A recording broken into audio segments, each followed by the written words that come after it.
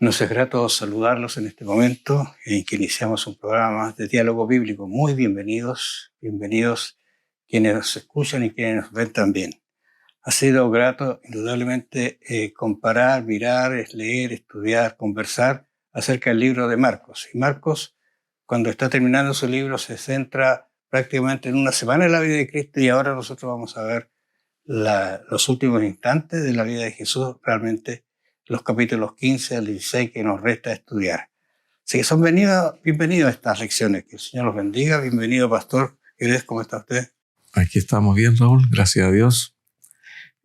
Contentos nuevamente de poder participar de estas lecciones que son tan relevantes, estas dos últimas, que nos hablan de la crucifixión, del Calvario, la resurrección de Cristo, que son temas muy profundos que debiéramos revisar cada cierto tiempo en nuestra vida.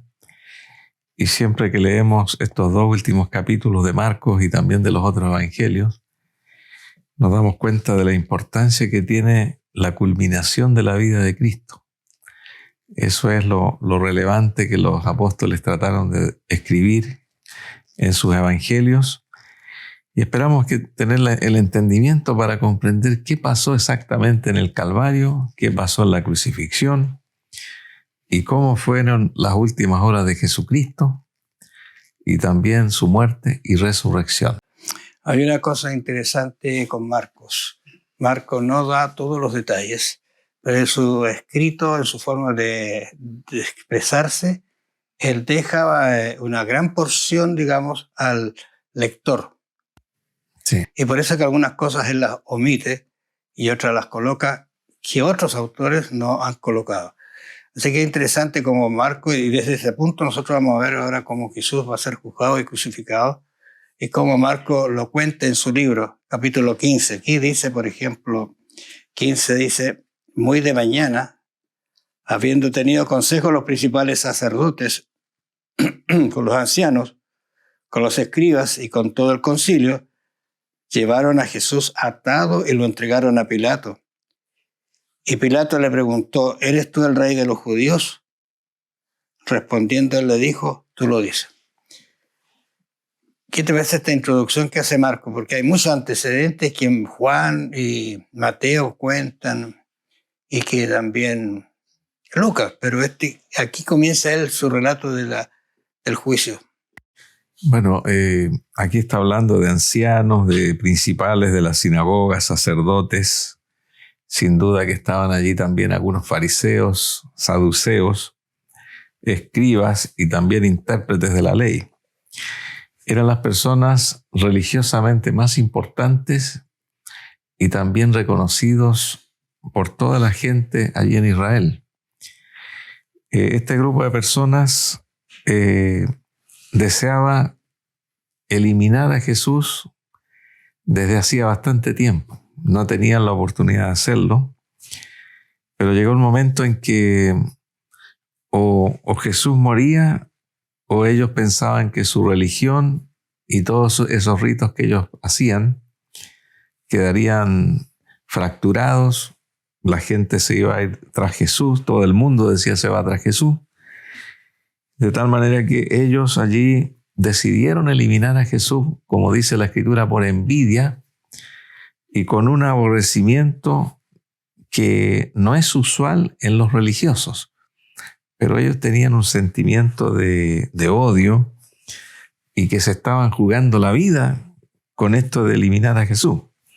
Pero como dice la misma Biblia, los judíos no podían quitarle la vida a ningún hombre por la ley porque los romanos eran los únicos que podían aplicar la pena de muerte e incluso juicios.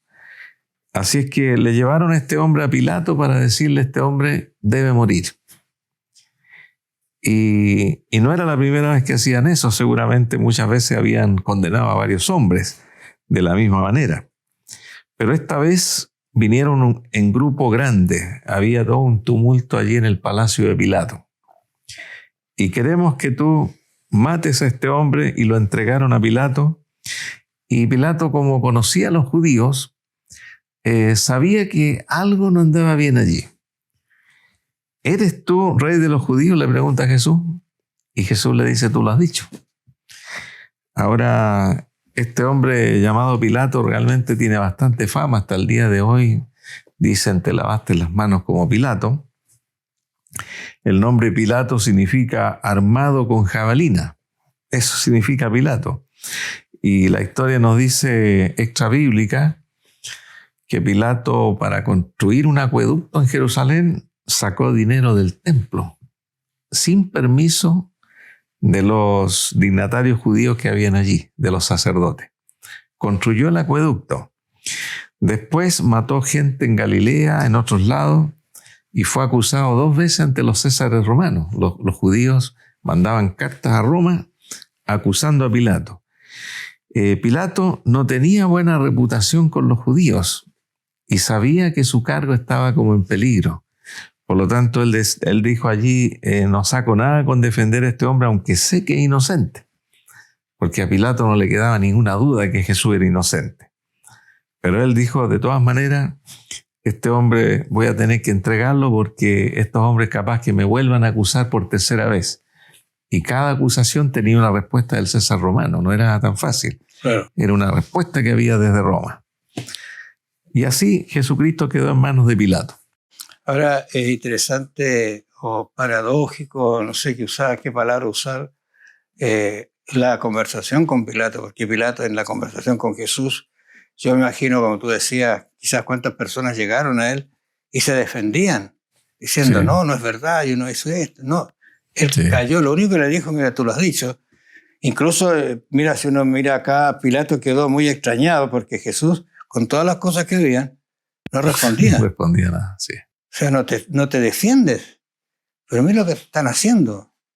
Entonces, ya se ve que hay un juicio que no está bueno, voy a decir así, que está torcido, que no está a juzgar bien.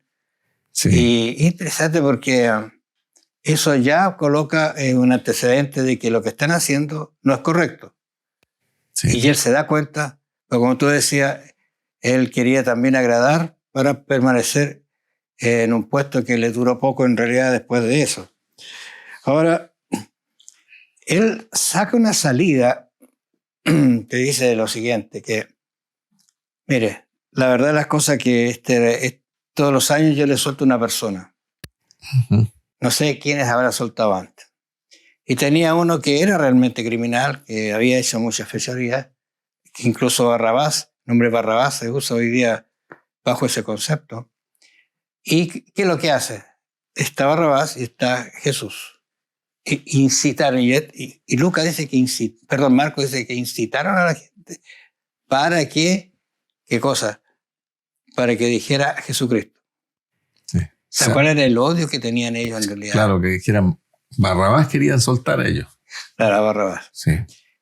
Y voy a decir algo que quizás ese es el primero, y quizás no lo ha pensado usted que nos está escuchando, pero es uno de los que representa a nosotros, porque la cruz liberó de muerte a Barrabás, pecador.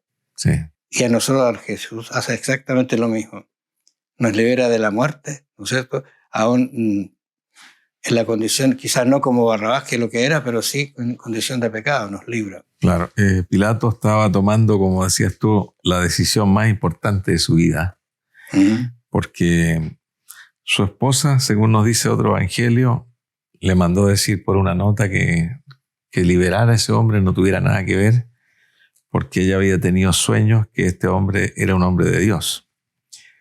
Y Pilato trató de salvarlo, haciéndole muchas preguntas, ir y venir. Sin embargo, los judíos levantaron la voz y pidieron, como dice la palabra de Dios aquí, a Barrabás, que era el preso más criminal que había hecho revueltas. Era un hombre malo y reconocido. Y hasta Pilato pensó, bueno, como este hombre es tan malo y Jesús es tan bueno como se ve, el pueblo va a elegir a Barrabás. Pero resultó que los judíos eligieron a Jesús, digamos. El pueblo eligió a Barrabás. Y eso nos da a entender a nosotros que la conciencia de los judíos, de los sacerdotes y muchos del pueblo ya estaba cauterizada. Ahora, el registro es muy crudo de Marcos, porque él dice, ¿queréis que suelte al rey de los judíos? Esa es la pregunta que hace Pilato. Sí. Pero mire, porque sabía que por envidia lo habían entregado los principales sacerdotes. Sí. O sea, es crudo lo que se está diciendo. Él se dio cuenta, o sea, no tiene una razón para decir, sabe, me equivoqué en soltar a Barrabás y entregarlo a la cruz a Jesús. Tuvo mucha culpa Pilato en ese sentido. Sí. Qué triste condición de Pilato en realidad.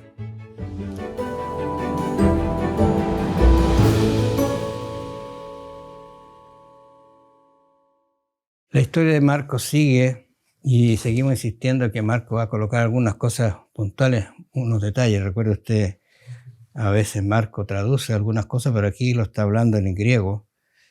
El versículo 15 dice Pilato queriendo satisfacer al pueblo, porque como tú decías, su condición estaba de gobernador medio liviana. Le soltó a Barrabás y entregó a Jesús después de azotarlo para que fuera crucificado. Yo quedé impresionado con el siguiente texto, que no me había dado cuenta, que lo he leído, pero leyendo otros comentarios quedé impresionado con lo que dice Marcos. Entonces los soldados lo llevaron dentro del atrio, esto es, al pretorio, y reunieron a toda la compañía. Lo vistieron de púrpura, le pusieron una corona tejida de espinas y comenzaron a saludarlo, salve, rey de los judíos. Y le golpearon la cabeza con una caña, lo escupieron y puestas las rodillas le hacían reverencia. La expresión que está usando aquí, esta acción que están teniendo, es una acción continua. No es como nosotros, te golpearon una vez, no. Repetidamente hicieron ellos toda esta situación con el no sé cuánto tiempo. Claro, efectivamente, sumando los vituperios de Cristo, los castigos, los ultrajes, fue ultrajado 5 veces, 2 veces por un grupo de personas que eran los soldados, por Pilato, por Herodes, por el Sanedrín, que también lo golpearon allí en el Sanedrín, y también por Pilato mismo, porque allí se le ultrajó a Jesús con el látigo romano, que era un látigo de cuero con unas protuberancias de plomo, con aristas, y ese látigo se llamaba flagelo. Y la palabra flagelación que nosotros conocemos ahora viene a raíz del nombre de ese látigo, que le llamaban el flagelo. Y generalmente los que eran castigados recibían 39 azotes con ese látigo, porque se pensaba que con 40 la persona podía morir. Entonces Jesucristo recibió esos azotes. No dice la Biblia cuántos, pero dice fue azotado, pero generalmente eran 39.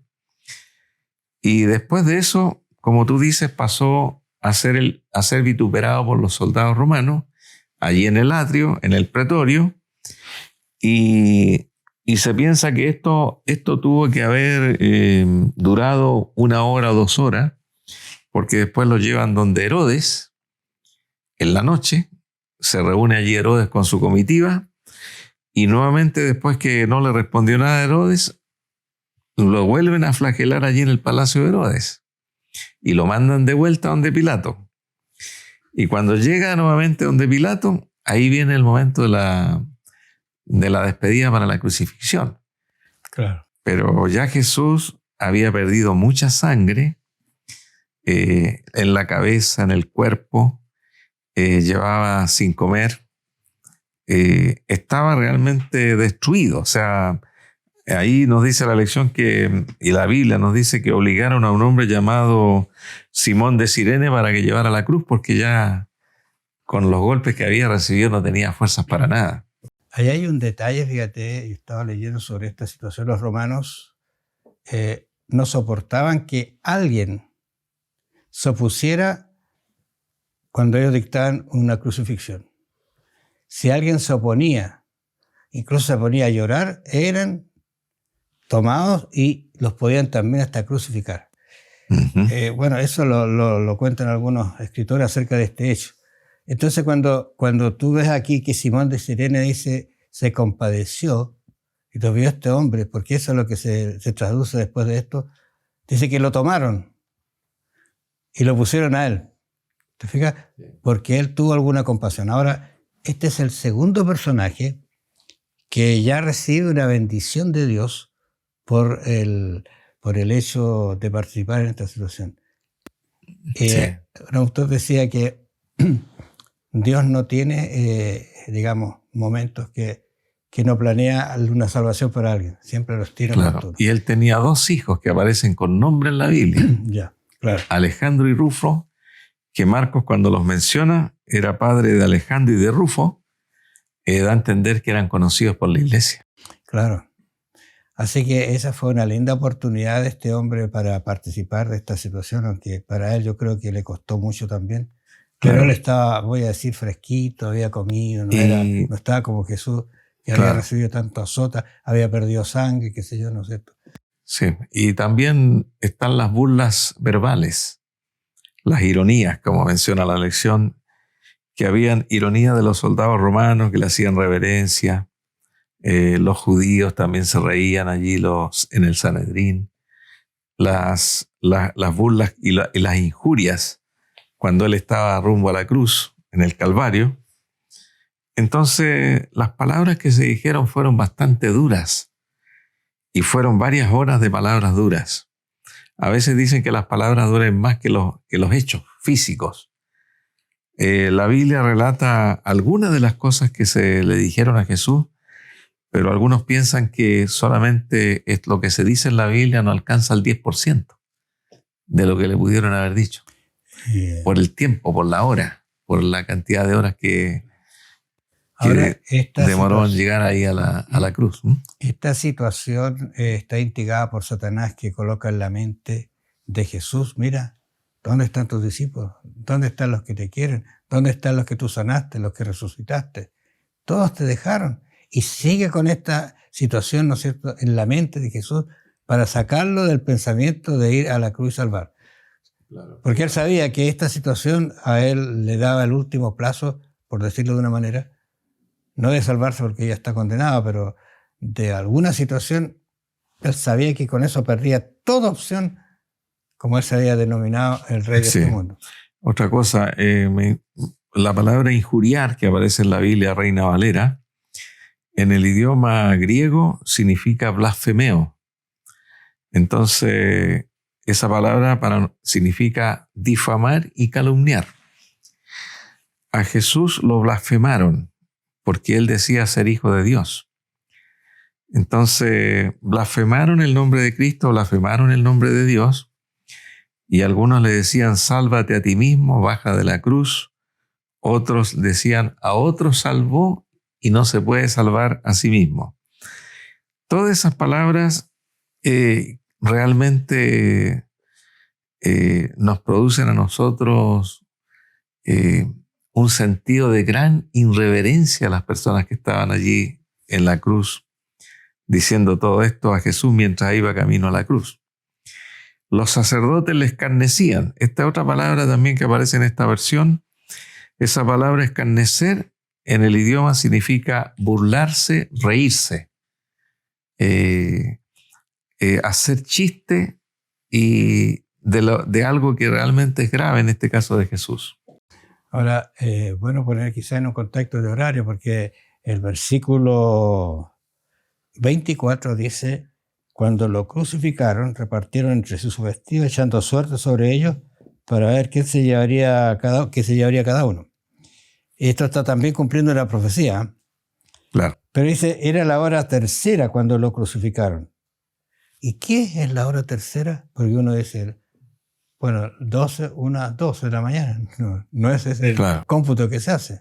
Mira, los horarios bíblicos parten de las 12 de la noche aproximadamente como la primera hora. La segunda hora es más o menos a las 6 de la mañana. 3 de la mañana dice que es más o menos la primera hora, después de las 12 de la noche. La tercera hora son las 9 de la mañana. La sexta hora, las 12 del día. Y la 9ª hora, que aparecen los tres horarios aquí en este capítulo 15 de Marcos, la 9ª hora son las 3 de la tarde. Claro. Entonces Jesucristo, antes de morir, fue crucificado a la hora 3ª, que son las 9 de la mañana, que corresponde al sacrificio del Cordero de la mañana, de las 9. Y la hora 3ª, la hora 6ª, la hora 9ª corresponde a las 3 de la tarde. Y en esa hora se sacrificaba un segundo cordero todos los días.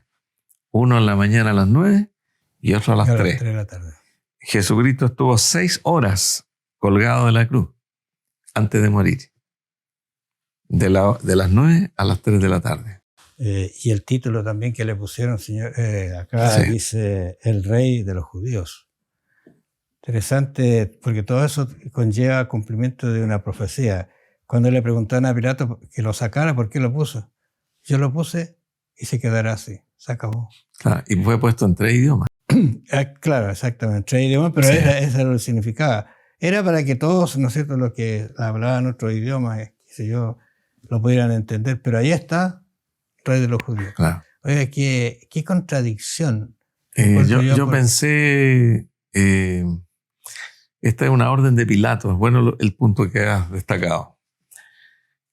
Pilato dijo, escriban, yo soy el rey de los judíos.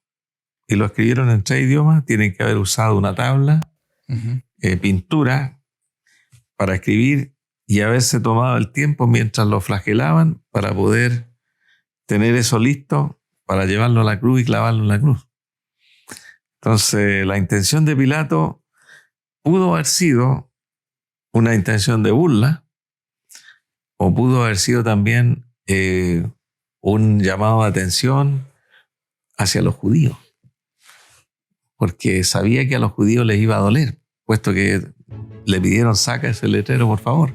Claro. Y él dijo, lo que he puesto. Y ahí quedó. Eso exactamente.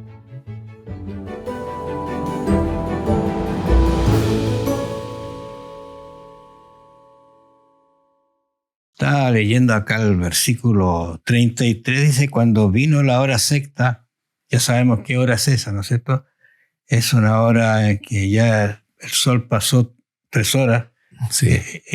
Y ha estado desde la 12 mañana. del día. ¿Ah? 12 del día. Claro, es como el mediodía, el sol está fuerte. Dice pasado, hubo tinieblas sobre la tierra hasta la hora 9. Ahora, anteriormente los textos, Marco está describiendo algunas cosas que golpearon fuerte a Jesús, el hecho de que quedara solo, la situación en que estaba pasando, ¿no es cierto? Pero cuando está hablando aquí de esta hora sexta y a la hora 9, Jesús clamó a gran voz diciendo, Eloi, Eloi, lama sabactani. ¿Qué quiere decir, no es cierto, Padre mío, por qué me has abandonado? Yo creo que este es el momento más sublime de la crucifixión, porque es el momento en que él no lo matan. Este es un detalle muy importante porque incluso los discípulos, hay argumentos que creen que él no murió, sino que lo sacaron los discípulos, que es una serie de cosas. Pero hay tanto antecedente para decir que efectivamente a él no lo mataron, sino que él entregó su vida por la salvación.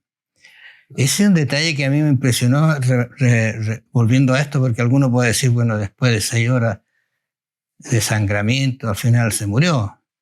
Y los otros yo creo que no se murieron. Incluso les quebraron los brazos, los huesos, para que no arrancaran y se pudrieran ahí. Sí. Bueno, es importante ver cómo era la crucifixión, porque hay muchas teorías, hay muchos escritos al respecto de cómo realmente eran las crucifixiones.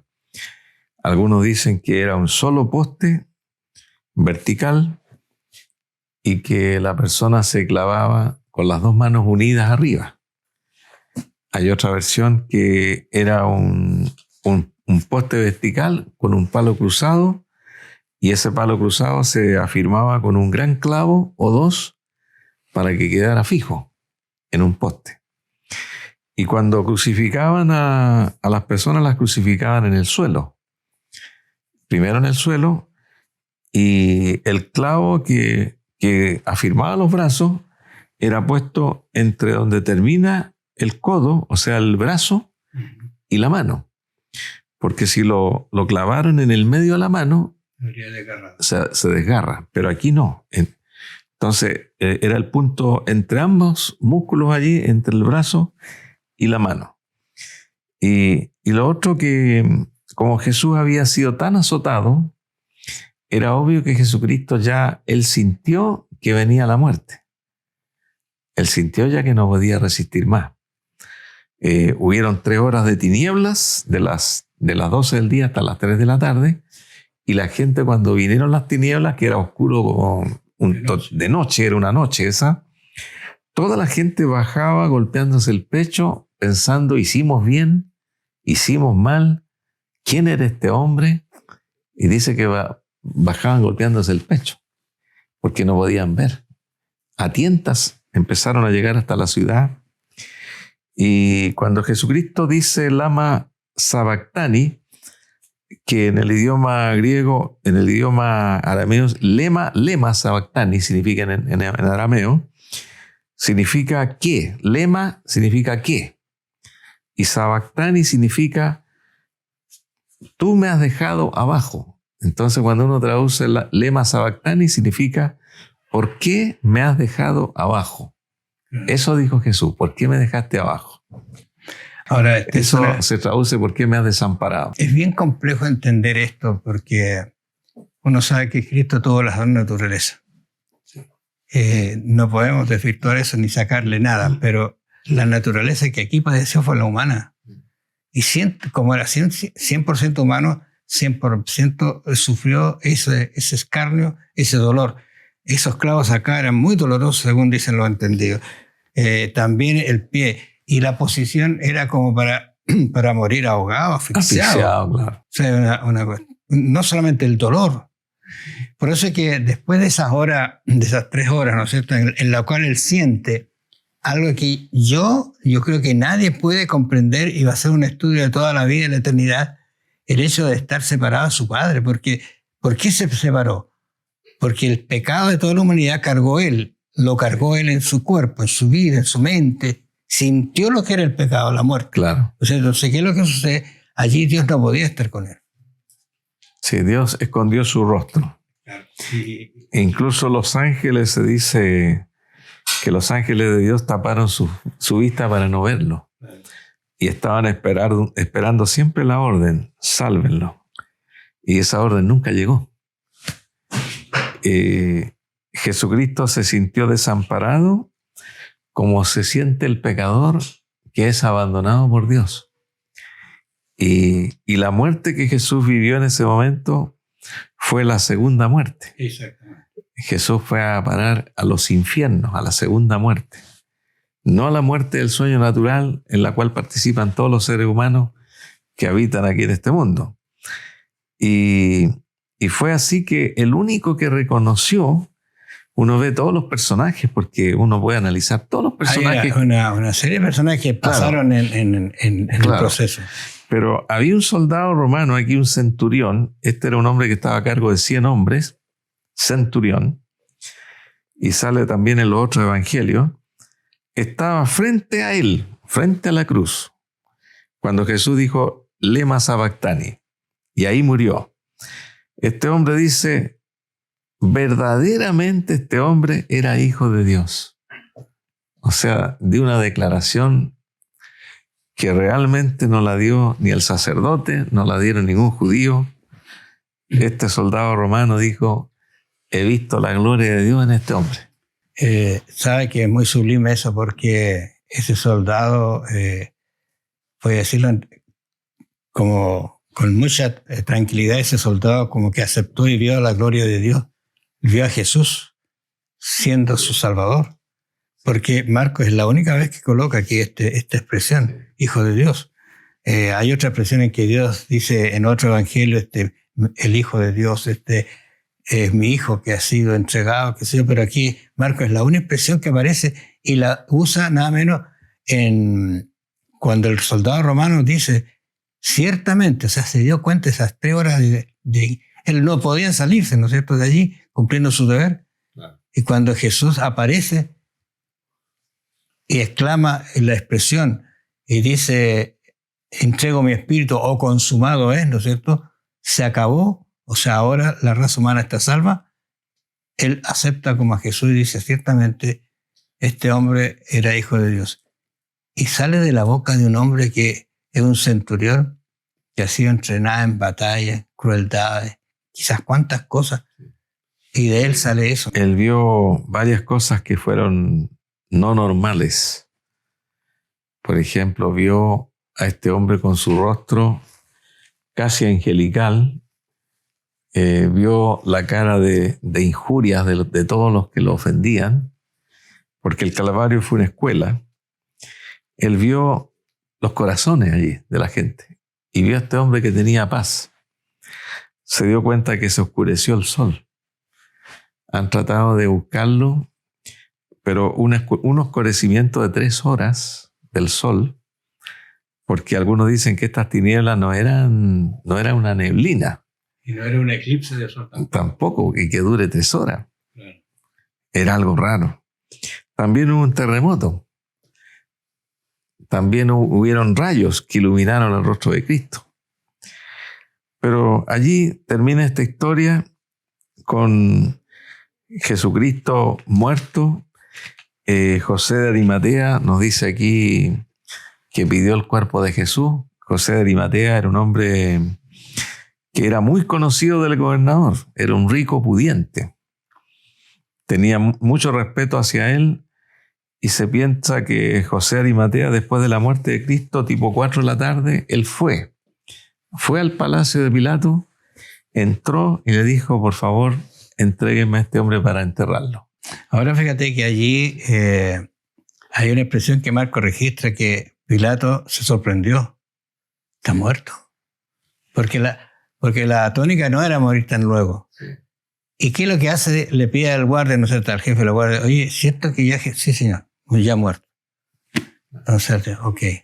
O sea, hechos que están corroborando que Jesús efectivamente murió, porque ese es un hecho que algunos están por allí distorsionando. Sí. Pero yo estoy pensando que quizá quienes nos escuchan, nosotros no podemos conversar más detalles, pero léase usted con tranquilidad el Evangelio de Marcos, cómo él va culminando, cómo él va detallando los momentos tan sublimes, los últimos momentos de Jesús. Y cuando dice consumado es, un Barrabás salió libre, un Simón de Cirene encontró la salvación llevando la cruz de Jesús, y un centurión dijo, este es hijo de Dios. ¿Y usted qué dice cuando lee esto? Se arrodilla y le agradece a Dios porque su vida fue salvada, porque puede tener la opción de vivir eternamente. Piénselo, que no sea una mera lectura, sino que sea un momento de regocijo, de alegría, de recogimiento y de oración, de agradecimiento a Dios por su vida. Que el Señor los bendiga. Nos vamos a encontrar la próxima semana.